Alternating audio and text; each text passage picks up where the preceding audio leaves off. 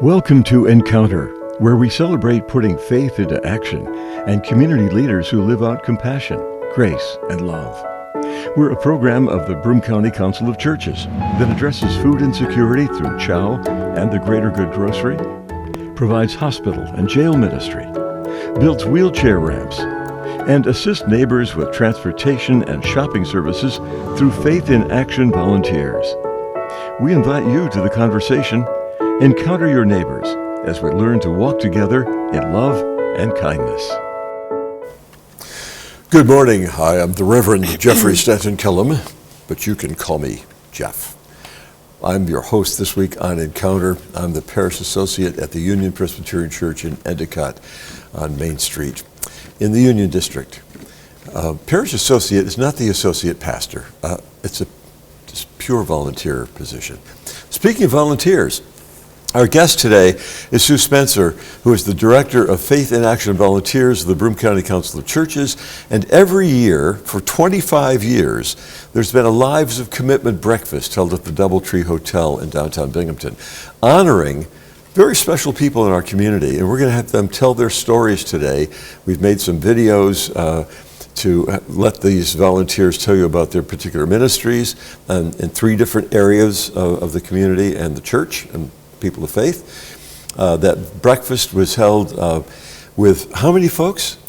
We had about 280 people. 280 people at the breakfast, and a good breakfast.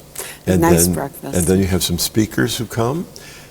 The keynote was? Karen Jones.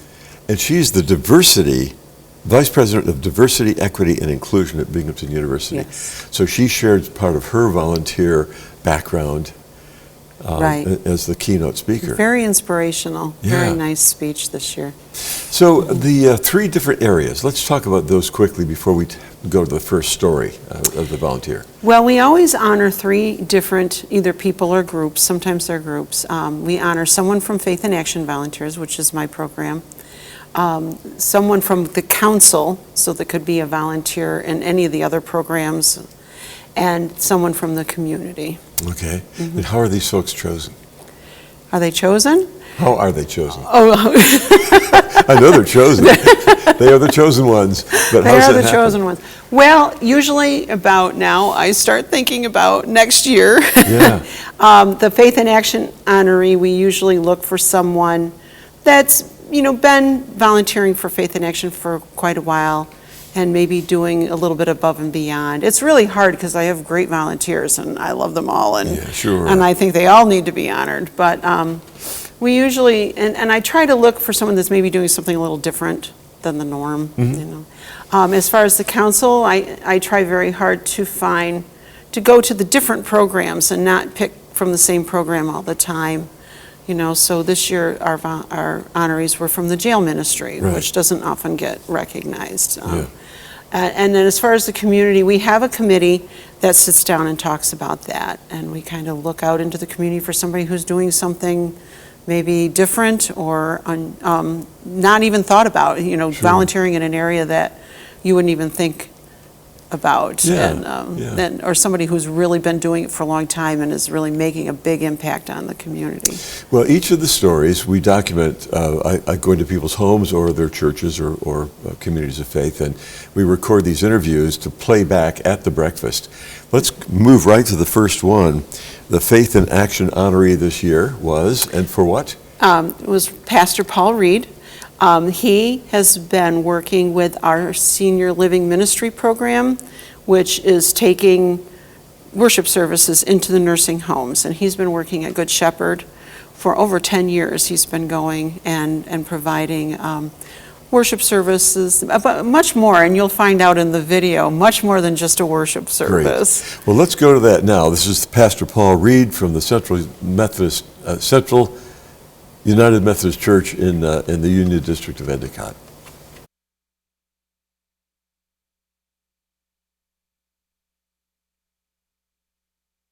I am an associate pastor at Central United Methodist Church currently, but the stuff that I do at the nursing homes is not part of my ministry here at Central. It is all volunteer work. It is just extra hours that I enjoy doing. So it's not it's not part of my career here at Central. I offer the worship services at Good Shepherd Fairview, Good Shepherd Endwell, and Castle Gardens. And I do first, second, and third Sundays of the month. And then if there's a fifth Sunday, I go back to Fairview. And I started at Fairview like 12 years ago. And it was a good friend of mine used to live there, and I got kind of hooked in with her. And she said something about, why don't we contact, and so I got in touch with Broome County Council of Churches, or they got in touch with me. I remember the story. So I've been with them for 12 years. I've been at Good Shepherd Endwell and Castle Gardens maybe like 3 or 4. I think it was around pandemic time. And I offer the worship service. Sometimes it's a half an hour, sometimes it's an hour, sometimes we sing hymns, sometimes we don't. I always give a message, and at both Castle Gardens and Good Shepherd Endwell, we have a discussion, kind of like Bible study. And I just ask them, what do you think? And we chat. And so I've built good relationships. And in addition to doing the worship services, I spend time visiting and just sitting and listening to stories and hearing them, and just they get to talk. And I've built really good relationships with many of my people. I've been introduced to their family as the pastor. Like, this is my pastor. I've done several funerals for some of my people, so that's been a really nice opportunity to share that intimate part of their life with them.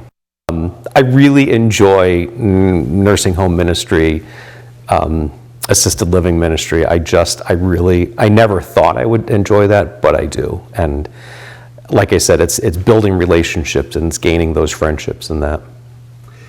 Obviously, most of my people are like 80 or 90 plus. And there's one that comes to mind, and she keeps asking, she'll be 100 in April. Why has God kept me here? Why, I just want to go. And I talk with her I've spent an hour with her at times after the worship service, just talking about, and she's healthy, and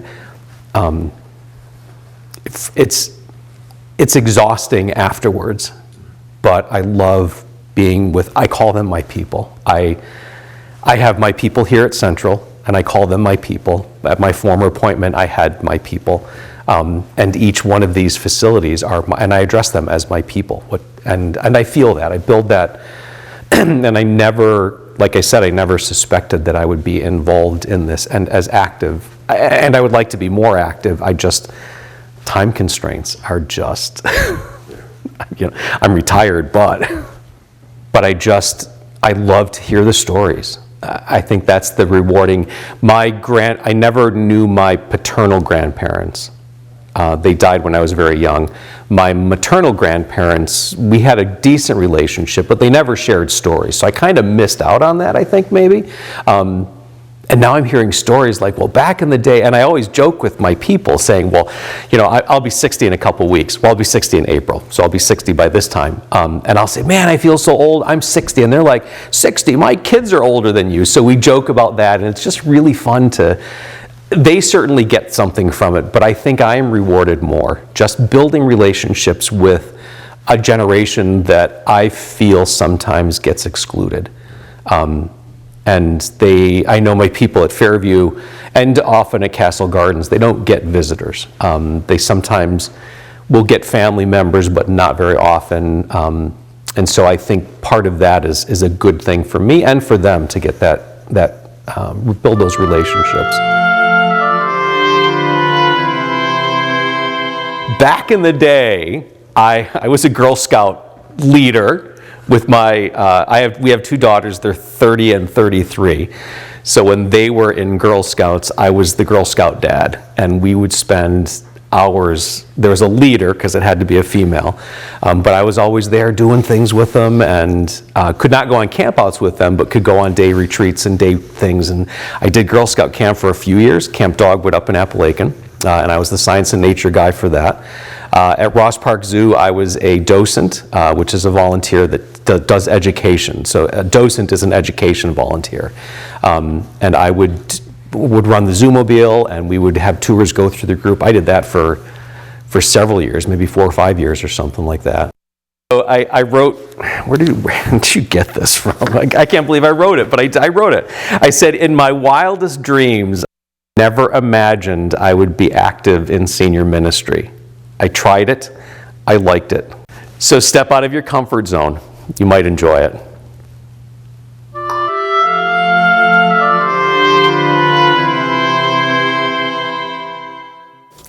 So that is the Faith and Action honoree for this year, Pastor Paul Reed from the Central United Methodist Church in Endicott. So the next honorees that we're talking about today at the Lives of Commitment breakfast held last May are the council honorees. Yes, this year's council honorees is a family, actually, and it's the Oakley family. They have been working with the council's jail ministry for like 38 years. Wow. And they have a pretty interesting story as well. Excellent. So let's go right to that story. These Tom and Arla Jane Oakley and Tammy Canistra, the council honorees this year.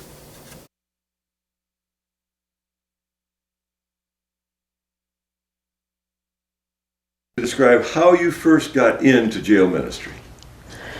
Well, I knew God was calling me into the ministry, and all I seemed to know was hurting people.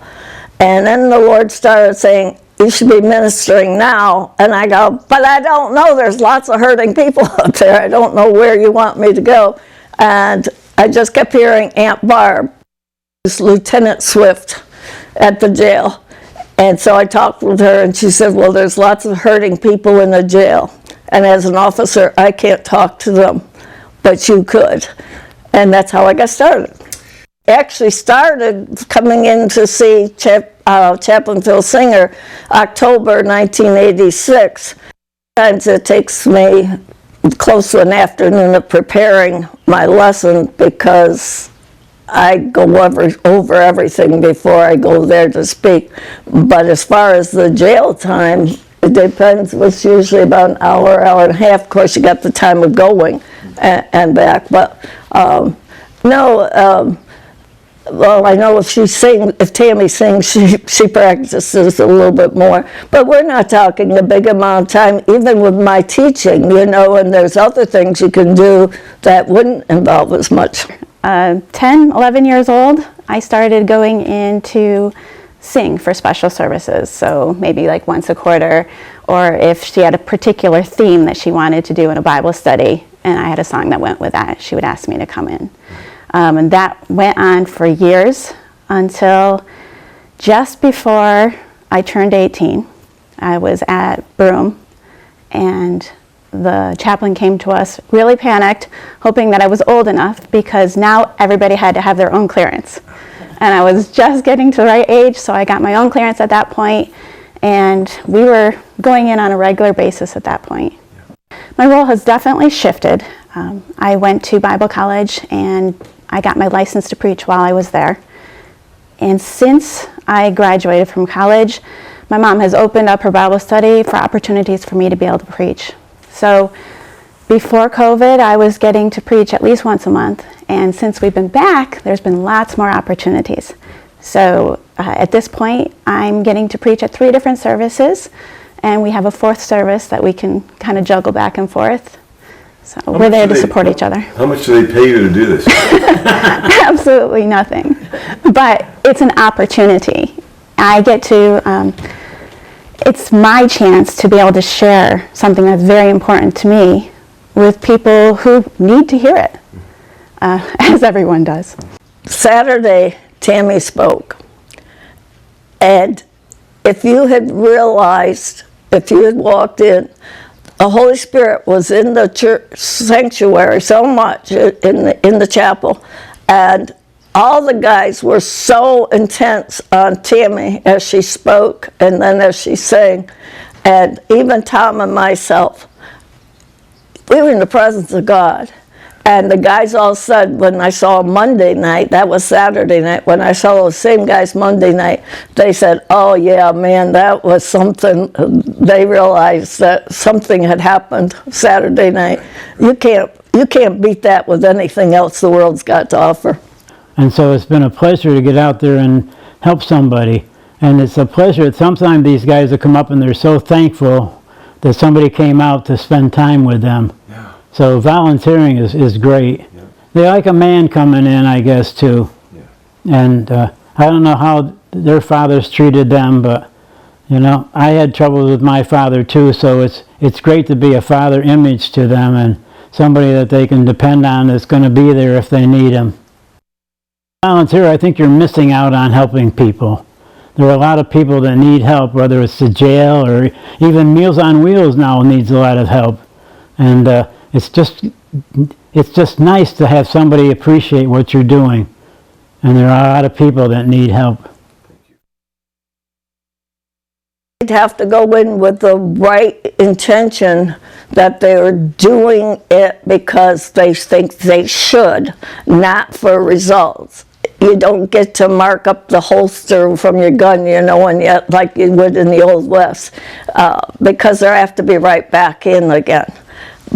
But it's made a difference. I've had people walk up to me on the street and say, "You're the lady that went into the jail. You made a big difference in my life."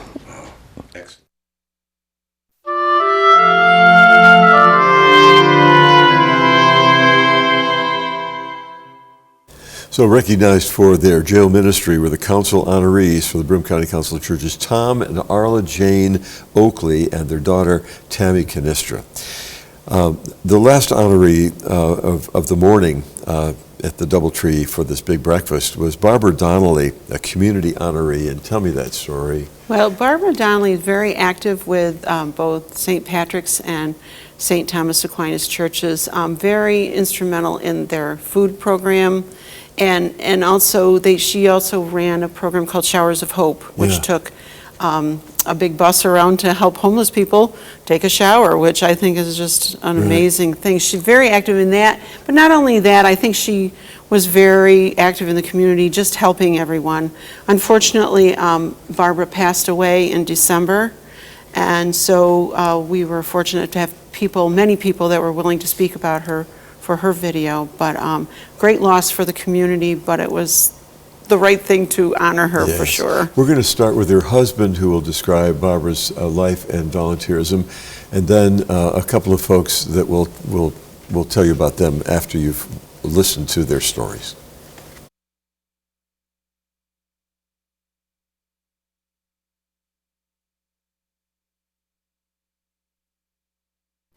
You know, when I think about Barb, you can't help but think of Matthew 25, you know, where Jesus gives that parable about, you saw me hungry, you saw me naked, you saw me sick and in prison and all those things. That's the way Barb seemed to live her life. And except that she did seem to see those folks. She didn't overlook them. She didn't just pass them by in the street or whatever. She genuinely was looking for them and found them and took the time to care for them. Yeah. And it was just such an inspiration. She was a person that lived for other people. She just embodied this sort of warmth and energy and light that I have never run across in my life before. Just so giving and so interested in other people and what she could do for them. Well, her family was very active at St. Christopher's Church, and she came from a big family, and a lot of them all volunteered, helped build the church, helped run all the programs and things at St. Christopher's Church, so she pretty much grew up with it. The big program that came out of it was the outreach program, Outreach Ministries of Southern Tier. Started off as a Showers of Hope, giving hope for homeless people and less fortunate to take showers. Just briefly, because it grew into Showers of Hope, and now we operate over at St. Cyril's convent. Right. Other things she's done is she started a program for giving children gifts at Christmas time, somewhere around 560 some this past year. We're right now handing out Easter baskets for Easter, over 250 of them for children. she stepped up at St. Patrick's Church doing a number of things. Of course, she was decorated and like that, but she also, somebody said that they needed somebody to run Breakfast with Santa, and she said yes. She really said yes to most anything anybody asked her to do, you know. So like Brian was sharing, it originally started out by giving showers for homeless folks, but once the pandemic happened, that had to stop because of the pandemic. And so she just switched focuses to feeding the hungry. And they were already doing that. It wasn't like that was not a part of the programming, but she just increased that, and it just grew and grew and grew. And as more and more of the community found out what she was doing there, more and more people came. Most anything, anybody that was in need, she just enjoyed helping them out, and depending on, doesn't matter what they would needed, housing or food or clothing or anything else, a ride to go someplace, she would say, okay, I'll give you a ride. You know, it's just, that's the way she was. She just liked helping people. Yeah. She just identified this need for people that were hungry, and it wasn't the people that you necessarily would traditionally expect to be those hungry people. It was senior citizens who were kind of just barely making it, and families with jobs, and people, you know, they couldn't make ends meet, and it just was much, much worse during COVID. This incredible team of volunteers. Right, she didn't work alone. She didn't like to take credit for everything that was being done, and credit is really due to, and she felt all of the people that were volunteering, to helping her out at outreach, at all the other programs and everything else that she did.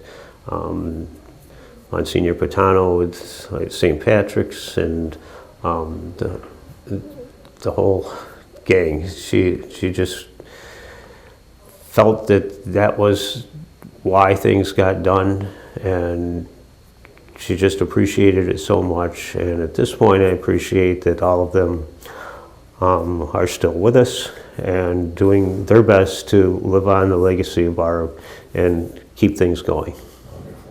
And it's been hard for us, I think, since she's been gone, because she was such a driving force in everything.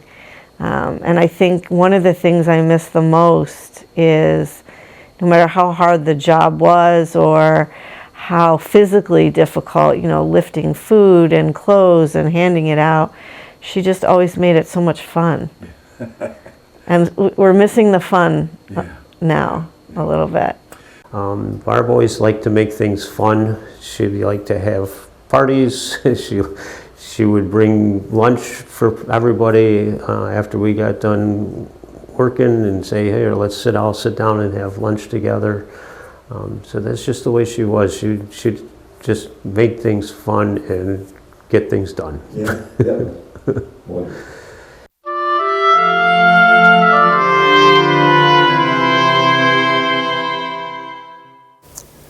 Now, for our radio listeners, I apologize that I misidentified the order in which the speakers were talking about the late Barbara Donnelly.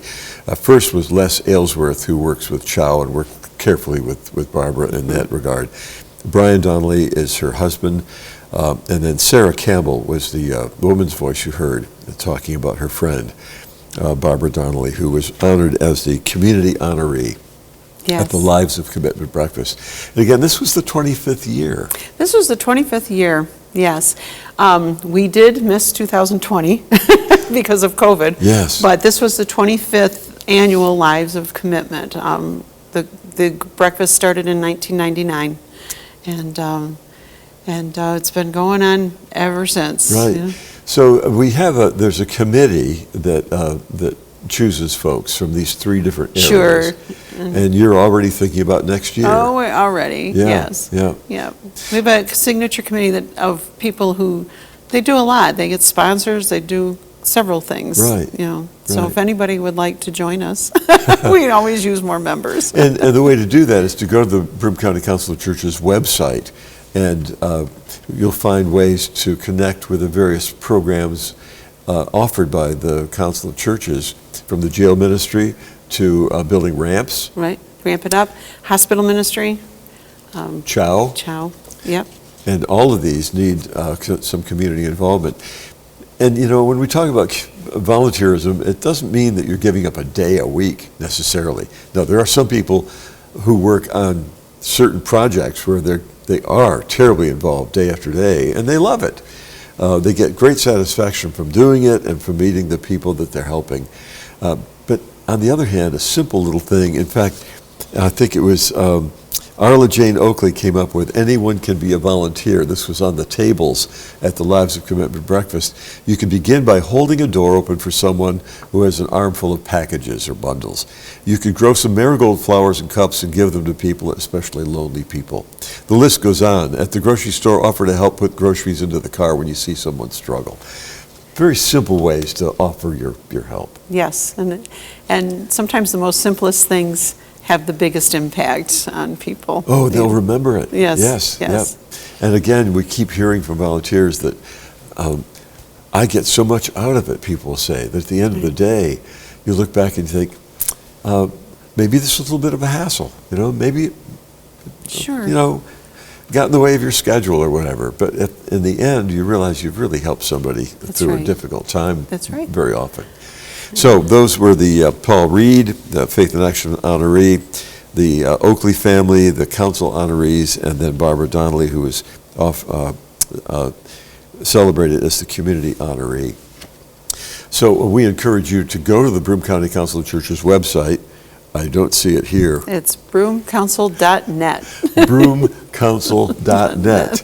And you can find lots of ways to volunteer there, or in other ways in the community as well. We encourage you to do that. So, yes. And they can come next year for the 26th, I was going to say 21st, 26th annual Lives of Commitment Breakfast on May 8th at the Doubletree. Right. And so look forward to that. We'll share those stories again then. So, Sue Spencer, when this whole breakfast is over, you take off, don't you? Yes, I do. You've put a lot of energy into planning and working with the committee to get it done. And we want to pay tribute also to Penny Stringfield Heiss and Mary Kay McKinney, who were the co-chairs of the Lives of Commitment Signature Breakfast. Yes. Sue Spencer's been our guest. She's the director of Faith in Action Volunteers of the Broome County Council of Churches. And thank you. Well, thank for you. joining us. Thank you for having Sure me enough. on and talking about this breakfast. It's one of my favorite things, and it's very, very important. Plus, there's bacon. That bacon is great. Thank you for joining us for this week's edition of Encounter. I'm Jeff Kellam, serving as the Parish Associate at the Union Presbyterian Church in Endicott, at the corner of Liberty Avenue, where I grew up, and Main Street. I often say that's why I'm Presbyterian. It was across the street. Thank you for joining us, and thanks to WBNG TV for the production facilities and to the Town Square media stations for playing the audio portion of our program. We'll see you again next week. In the meantime, be gentle with people and with yourself.